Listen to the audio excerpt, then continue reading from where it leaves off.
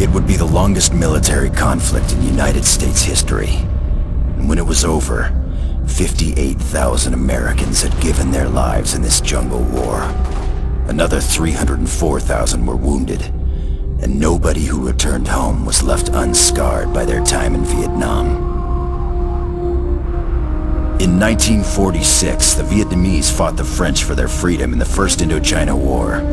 At the end of the war in 1954, two Vietnams were created, South and North. Trouble was, the communists in the North wanted one country, one people, one Vietnam. It began for the US in 1959 when they sent advisors, government men with money and weapons and advice to help the South.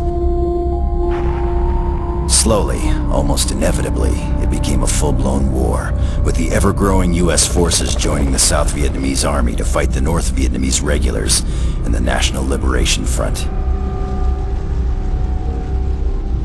By 1975, it was all over, but not before 3 million Vietnamese people from both sides died to make it happen, and another 2 million Lao and Cambodians also perished. In Washington, they built a black wall, a wall with all 58,000 American names, the ones who didn't come back. But in 1967, the war was still young. Hopes were high. Success was, they say, a bright light at the end of the tunnel.